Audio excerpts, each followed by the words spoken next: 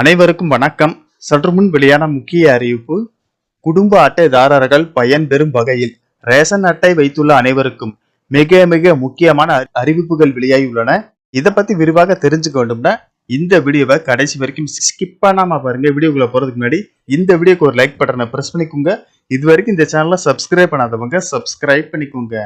தமிழகத்தில் ரேஷன் கடைகள் மூலம் குடும்ப அட்டைதாரர்களுக்கு மானிய விலையிலும் இலவசமாகவும் அரிசி, சர்க்கரை, பருப்புகள், பாமாயில் உள்ளிட்ட பல்வேறு அத்தியாவசிய பொருட்கள் வழங்கப்படுகின்றன. ரேஷன் கார்டு என்பது வெறும் பொருட்கள் வாங்க பயன்படும் அட்டையாக மட்டுமின்றி தமிழக அரசின் பல்வேறு சலுகைகள் பெறுவதற்கான அடையாள அட்டையாகவும் உள்ளது.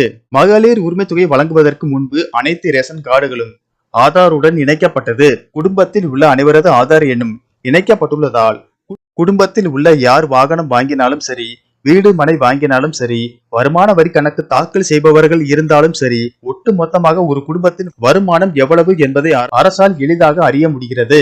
அதை அடிப்படையாக வைத்துதான் மகளிர் உரிமை தொகை 1 கோடிக்கும் அதிகமான குடும்பங்களுக்கு வழங்கப்படுகிறது. இதனிடையே ரேஷன் கார்டு வைத்துள்ளவர்களுக்கு மட்டுமே மகளிர் உரிமை தொகை வழங்கப்படுவதால் புதிய கார்டுக்கு விண்ணப்பிப்பவர்களின் எண்ணிக்கை கடந்த ஆண்டு அதிகமானது. அதாவது ஒரு குடும்பத்தில் இருக்கும் மாமியார், மருமகள் இருவரும் மகளிர் உரிமை தொகை பெற வேண்டும் என்பதற்காக ஒரே வீட்டில் இருந்தாலும் புதிய கார்டுக்கு விண்ணப்பிக்க தொடங்கினார்கள். இதனால் விண்ணப்பங்கள் அதிகமாக குவிந்தது.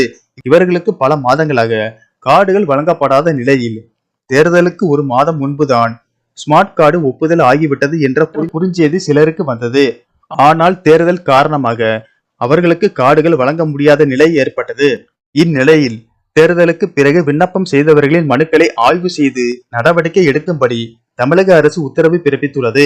இதனால் தேர்தல் நடைமுறைகள் வருகிற ஜூன் மாதம் 5ஆம் தேதி விலக்கிக் கொள்ளப்பட்ட பின்பு அனைத்து மாவட்டங்களிலும் புதிய ஸ்மார்ட் கார்டுகள் வழங்கப்பட உள்ளது. இதன் காரணமாக விண்ணப்பித்துள்ள 2,24,000 பேருக்கும் புதிய ரேஷன் கார்டு கிடைக்கும் என தகவல் வெளியாகி உள்ளது. அதேபோல் ஜூன் மாதம் முதல் ஸ்மார்ட் கார்டு தொலைந்தவர்கள் மற்றும் திருத்தம் செய்தவர்களுக்கும் புதிய ஸ்மார்ட் கார்டு தடையின்றி வழங்கப்படும் என அதிகாரிகள் தெரிவித்தனர்.